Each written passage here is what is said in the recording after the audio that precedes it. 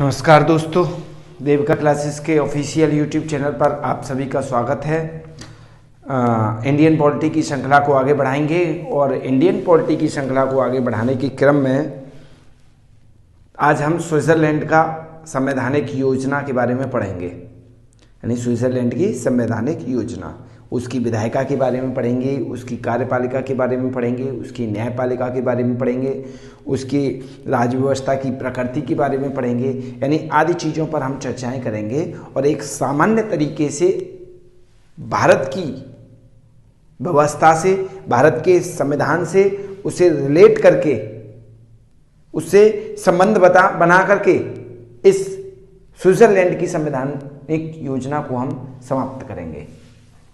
इससे पहले आपने मेरे साथ अमेरिका का राष्ट्रपति पढ़ा कि वहाँ का चुनाव, वर्तमान में चुनाव भी हैं वहाँ, तो अमेरिका का चुनाव कैसे होता है, अमेरिका के चुनाव की प्रक्रिया क्या है, वो मैंने बड़े आसान भाषा में आपको बताई थी और बड़े आपकी ही भाषा में, समझिए तो इसे आपकी भाषा में, आपके ही शब्दों में मैंने उसे समझाने का आपको प्रयास किया। आज हम पढ़ेंगे स्विट्ज़रलैंड, और अमेरिका के राष्ट्रपति के बाद में मैंने आपको ब्रिटेन यानी कि यूके की संवैधानिक योजना के बारे में बताया। आज हम पढ़ेंगे स्विट्ज़रलैंड की संवैधानिक योजना।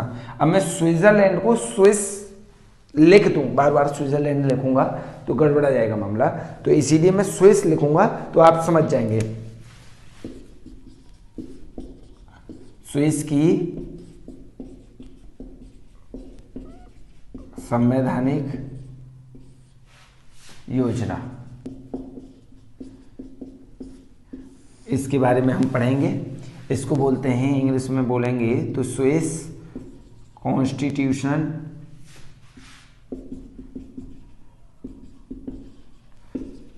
स्कीम, ठीक है। तो स्विस कॉन्स्टिट्यूशन स्कीम, इसके बारे में हम पढ़ेंगे और इसे हमने पढ़ना क्या है वो हम देख लेते हैं। और इसका आज का जो वीडियो है वो ज़्यादा लंबा नहीं जाएगा, घबराएं नहीं आप। और पहला है स्विस की राज्य व्यवस्था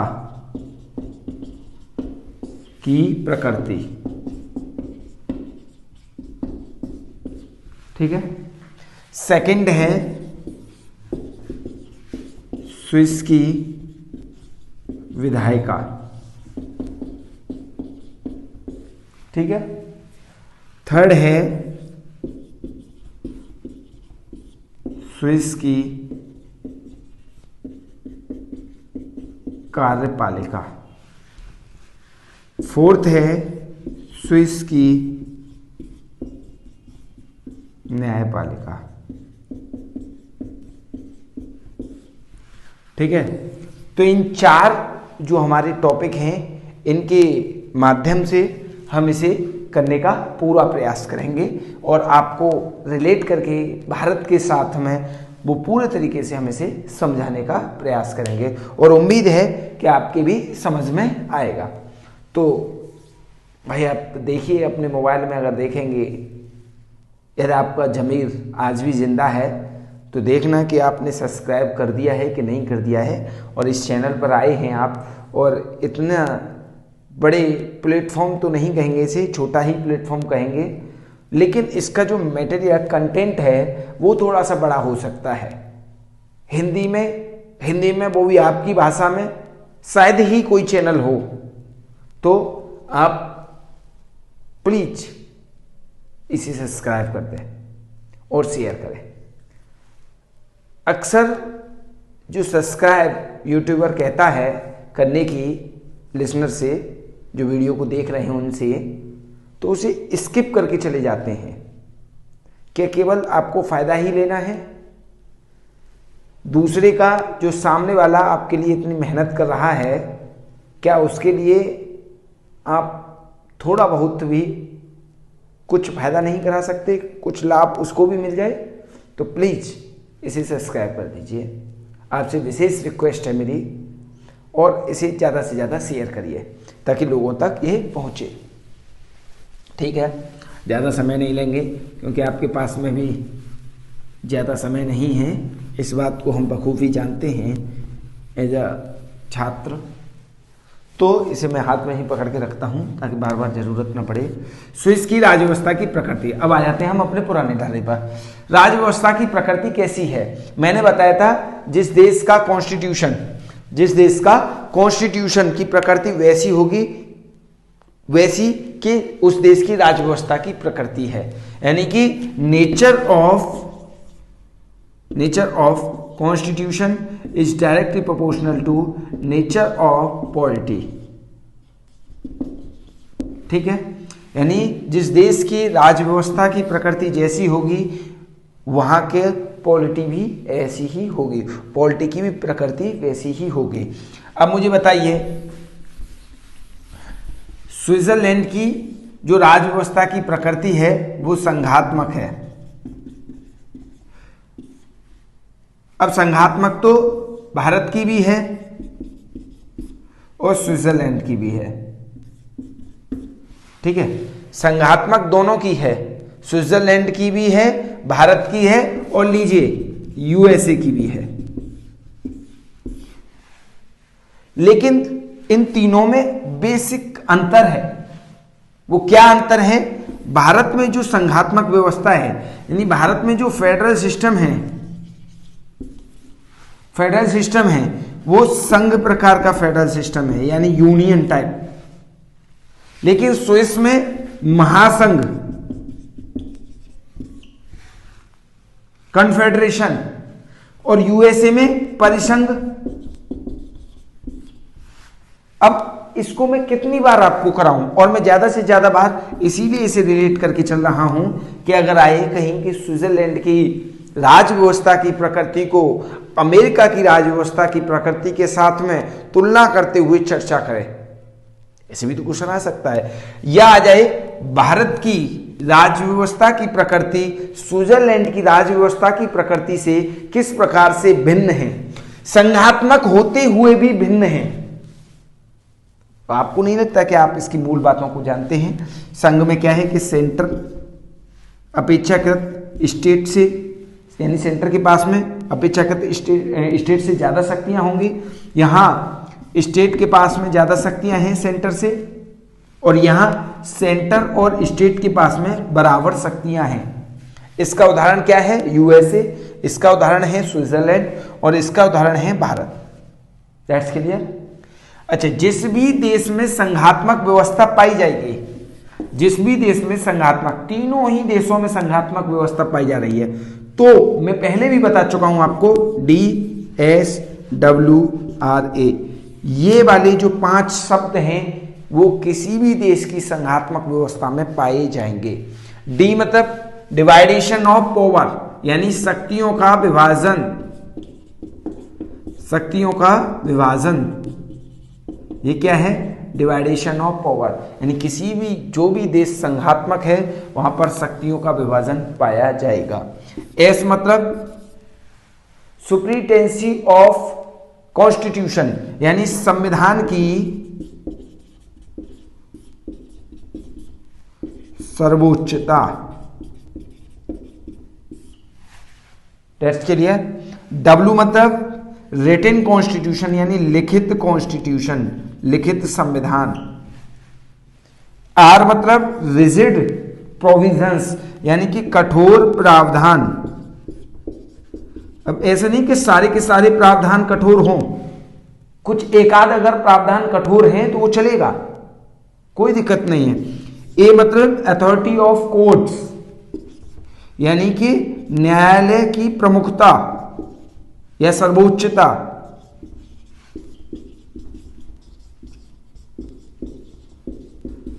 इन तीनों ही देश जो मैंने लिखा है, भारत, स्विस और यूएसए, इन तीनों ही देशों में संविधान में ये 5 चीजें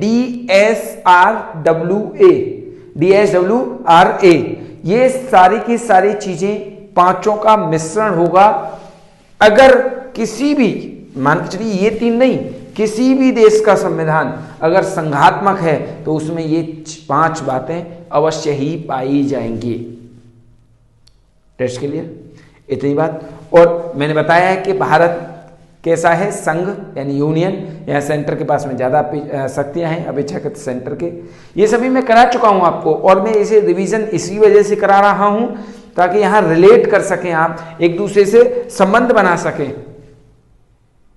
भारत की राज्य व्यवस्था की प्रकृति स्विट्जरलैंड की राज्य व्यवस्था की प्रकृति और भारत की राज्य व्यवस्था की प्रकृति से क्या आपको लगता नहीं कि आप थोड़ा सा बेटर फील कर रहे होंगे? तो इसे हम रफ कर देते हैं और अपने अगले टॉपिक पर आते हैं।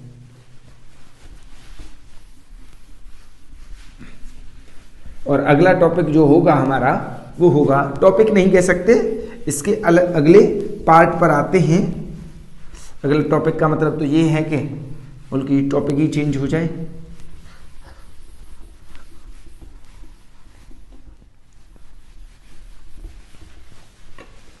ठीक है, तो अब देखिए स्विस की विधायिका,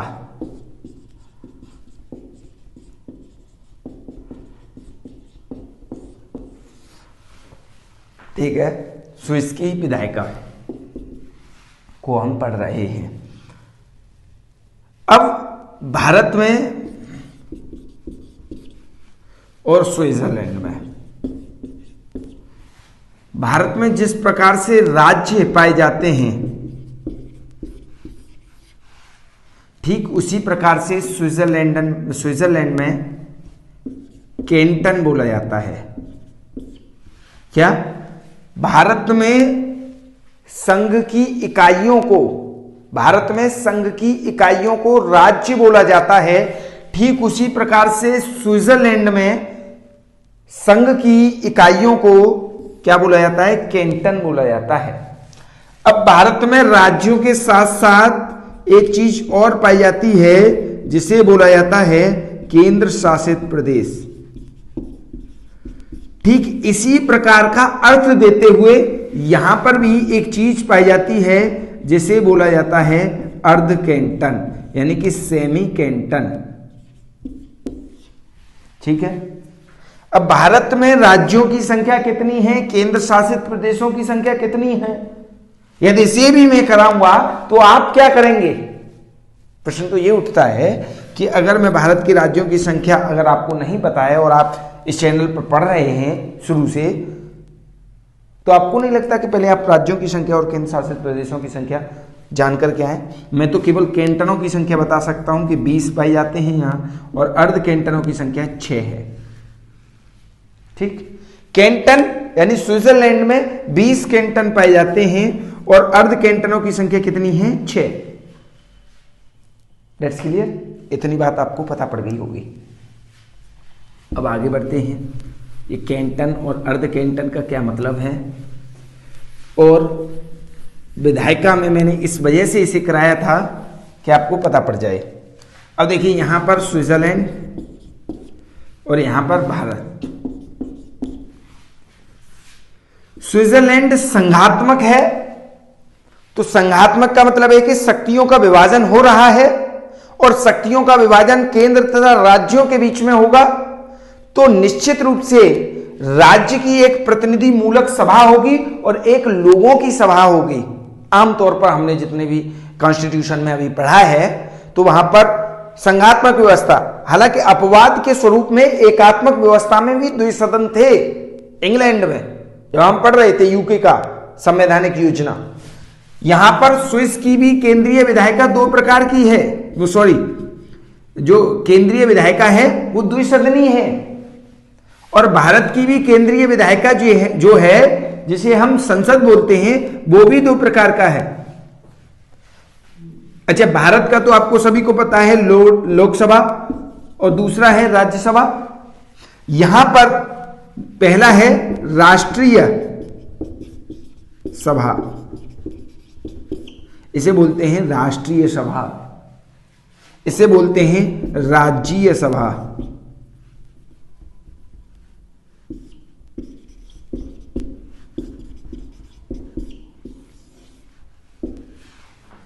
यानी इसे क्या बोलेंगे? National council.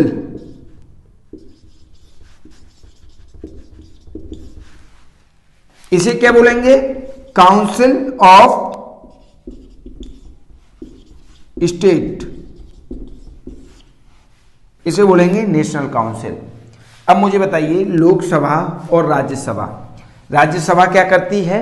राज्यों की प्रतिनिधि मूलक सभा है, राज्यों का प्रतिनिधित्व करती है। वही लोकसभा लोगों का प्रतिनिधित्व करती है।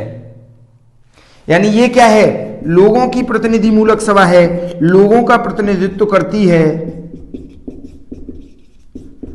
जैसे अब मैं यहां रिलेट कर देता हूं यूएसए का। यूएसए में जिस प्रकार से प्रतिनिधि सभा लोगों का प्रतिनिधित्व करती थी, सीनेट राज्यों का प्रतिनिधित्व करती थी। अगर यूके में जाएंगे तो यूके में कौन सी सभा? हाउस ऑफ कॉमन्स, जो लोगों का प्रतिनिधित्व करती थी, लेकिन हाउस ऑफ लॉर्ड्स राज्यों का प्रतिनिधित्व नहीं करती थी, क्योंकि वहां पर एकात्मक व्यवस्था थी और एकात्मक व्यवस्था में राज्य के पास में कोई शक्तियां नहीं होती, तो राज्यों का प्रतिनिधित्व कैसे करेगी? वो तो केवल अपनी किसको? एक परंपराओं को जिंदा रखने के लिए हाउस ऑफ लॉर्ड्स की शुरुआत करी थी इंग्लैंड वासियों ने। मैं करा चुका हूं आपको। अब ऐसे ही राष्ट्रीय काउंसिल यानी नेशनल काउंसिल जो है वो लोगों का प्रतिनिधित्व कर रही है। क्या कर रही है? लोगों का प्रतिनिधित्व कर रही है। और राज्य सभा, ये राज्य ही सभा है, यानी कि राज्यों का प्रतिनिधित्व कर रही है।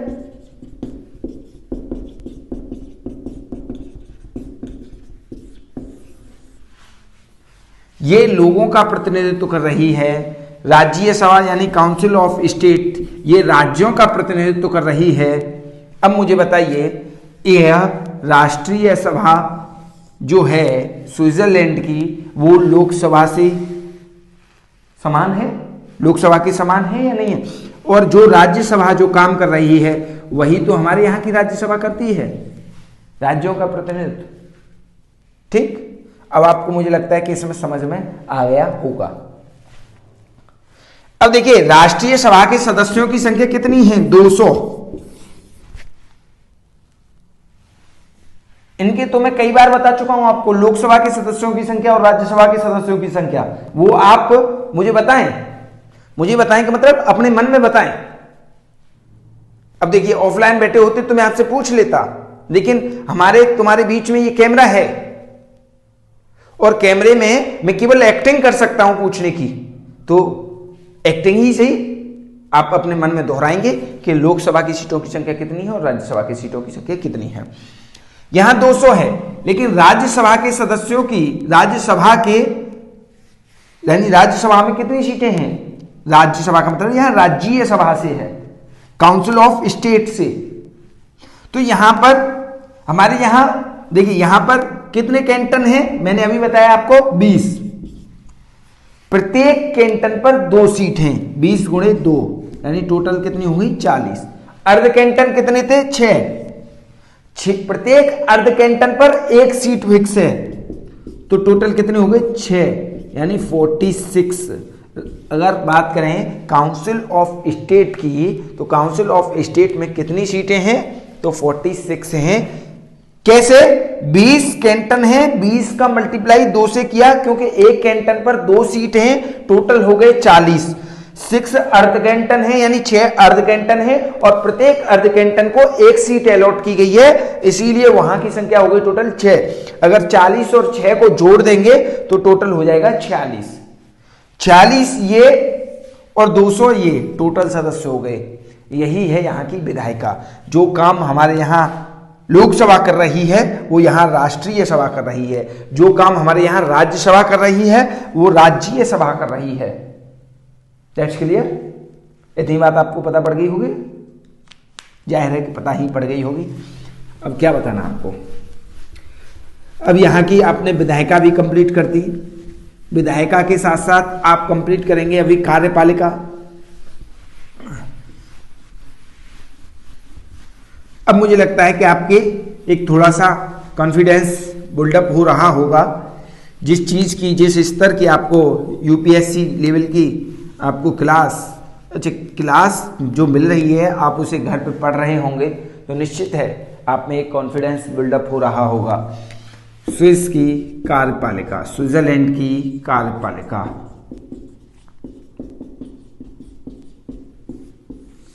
अब देखिए, जो 200 सदस्य थे किसमें, राष्ट्रीय सभा में, प्लस 46 थे किसमें, नेशनल ऑफ राज्य सभा में, काउंसिल ऑफ स्टेट में, नेशन। अब 200 और 46 टोटल हो गए 246। अब मैं कार्यपालिका की बात कर रहा हूं। अब इनमें से इन दोनों की संयुक्त बैठक बुलाई जाएगी, इनका दोनों का, यानी राष्ट्रीय सभा का और राज्य सभा का दोनों का संयुक्त अधिवेशन बुलाया जाएगा। और वो संयुक्त अधिवेशन में से 7 सदस्य निकाले जाएंगे, 7 सदस्य चुने जाएंगे। और ये जो 7 सदस्य हैं, ये एक समिति में बदल दिए जाएंगे। किसमें, कमेटी में। किसमें, कमेटी में। जो 7 सदस्य हैं ये एक कमेटी में बदल दिए जाएंगे। और ये जो कमेटी होगी यही यहां की कार्यपालिका होगी, यही यहां की सरकार होगी। That's clear. यानी 200 प्लस 46 सदस्य थे नेशनल काउंसिल के, काउंसिल ऑफ स्टेट के 46 सदस्य, दोनों का संयुक्त अधिवेशन मिलाया जाएगा। टोटल 246 सदस्यों में से 7 सदस्य निकाले जाएंगे, 7 सदस्य चुने जाएंगे और 7 सदस्य एक समिति बनाएंगे, यानी उन 7 सदस्यों को एक समिति कहेंगे। और वो समिति क्या कहलाएगी, यहां की कार्यपालिका और यहां की सरकार। और यही 7 सदस्य पूरे स्विट्जरलैंड को चलाएंगे, सरकार। ये 7 सदस्य कौन है, सरकार है। That's clear. अब मुझे लगता है कि इतनी बात आपको समझ में आ गई होगी। अब इस समिति में से एक सदस्य को चुन लिया जाएगा। इन 7 सदस्यों में से एक सदस्य को चुन लिया जाएगा और वो एक सदस्य क्या कहलाएगा, राष्ट्रपति कहलाएगा। पहले 200 सदस्य, दोबारा 46 सदस्य, दोनों को मिलाकर के 7 सदस्य निकाले, 7 सदस्य में से एक सदस्य निकाला और बना दिया राष्ट्रपति। और एक विशेष बात क्या है कि यहां राष्ट्रपति के पास में कोई विशेष पावर नहीं होती है, तनिक भी विशेष पावर नहीं होती है। और बाकी के एक राष्ट्रपति तथा बाकी के 6 मंत्री बन जाएंगे। क्या बन जाएंगे, मंत्री बन जाएंगे और वही सरकार चलाएंगे। अब जो एक राष्ट्रपति होगा वो सामान्य सहमति से, क्योंकि विशेष पावर है नहीं, तो बन जाएगा। अच्छा, इस राष्ट्रपति का कार्यकाल जो होगा 1 वर्ष के लिए होगा। यानी ये क्या करते हैं, सत्ता जिसके हाथ में होती है, इनको ये भी लग रहा है यह बहुल कार्यपालिका में विश्वास करते हैं। किसमें, बहुल कार्यपालिका, यानी कि जो सत्ता है वो बहुत से लोगों के हाथों में घूमनी चाहिए। बहुल कार्यपालिका में ये विश्वास करते हैं, यानी प्लूरल एग्जीक्यूटिव में ये विश्वास करते हैं। बहुल का मतलब प्लूरल, एग्जीक्यूटिव में ये विश्वास करते हैं। अब यहां पर जो 1 वर्ष के लिए ये चुना जाएगा, प्रत्येक वर्ष ऐसे करके चुनते रहेंगे ये, और ये यहाँ का राष्ट्रपति कहलाएगा।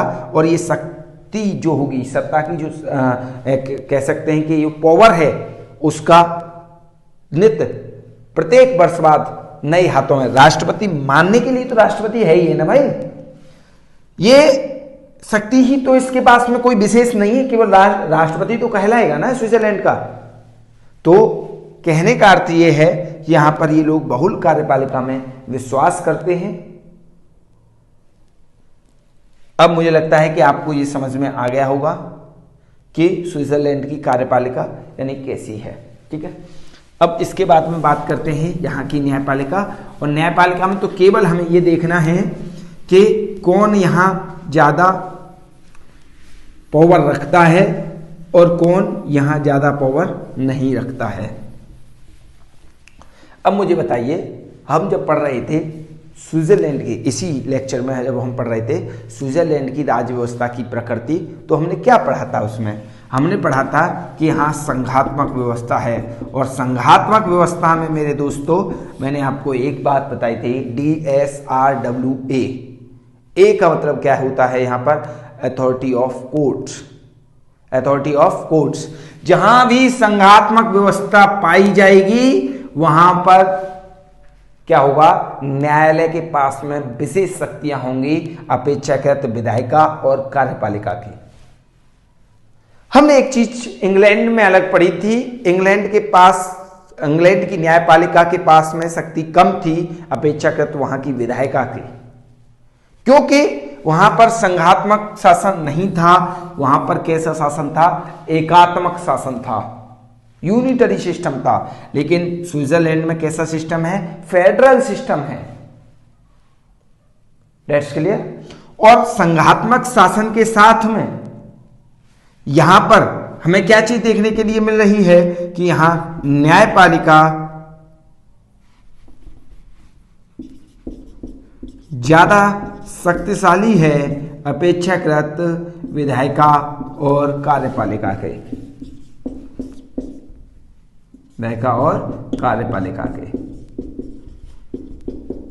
अब आपको एक मोटा मोटी आइडिया हो गया होगा यहाँ की न्यायपालिका के बारे में, स्विट्जरलैंड की कार्यपालिका के बारे में, स्विट्जरलैंड की विधायिका के बारे में, स्विट्जरलैंड की राज्य व्यवस्था की प्रकृति के बारे में। क्यों, हुआ नहीं है क्या? आप इसकी मूल बातों को जान चुके हैं। अब आपको केवल और केवल बस किताब से थोड़ा सा अध्ययन, किताब का मतलब बुक से थोड़ा सा आपको अध्ययन करना है, और अध्ययन करने के साथ में ही आपको लगेगा कि हाँ, हम एक हमारा जो कह सकते हैं कि हमारी एक पढ़ाई जो है वो अच्छे प्लेटफॉर्म के साथ में हो रही है। तो बस आज के लिए इतना ही, लेकिन आप थोड़ा सा मुझे सब्सक्राइब कर दिया करिए भाई। कभी कभी इतना मुझे कभी कभी गुस्सा सा आने लगता है कि इसे बंद कर दूं या क्या करूं। फिर सोचने लगता हूं कि नहीं, चलना चाहिए। कुछ ना मिला मुझे तो एक कह सकते हैं कि सेवा ही हो जाएगी। ठीक है, तो इस उद्देश्य के साथ में मैं इसे चला रहा हूं। अभी तो फिलहाल अभी इसे बंद करने का कोई मूड नहीं है, आगे निरंतर जारी रहेगा। और ये वादा करता हूँ कि भले ही मुझे कितनी मेहनत करनी पड़े आपके लिए। आपको पता है मेरे पास न तो कोई लैपटॉप है, न कोई अच्छा कैमरा है, केवल मोबाइल से वीडियो बनाता हूँ मैं। मेरे पास में उचित संसाधन न होने के बावजूद भी मैं आपको एक अच्छा कंटेंट प्रोवाइड कर रहा हूँ, जिसे पढ़ाने के हजारों रुपए लिए जाते हैं। इस चीज को आप अगर पढ़ रहे हैं यहाँ तो बखूबी जानते होंगे। तो बस केवल इतना ही इजाजत चाहूंगा। धन्यवाद, और सब्सक्राइब कर देना। धन्यवाद।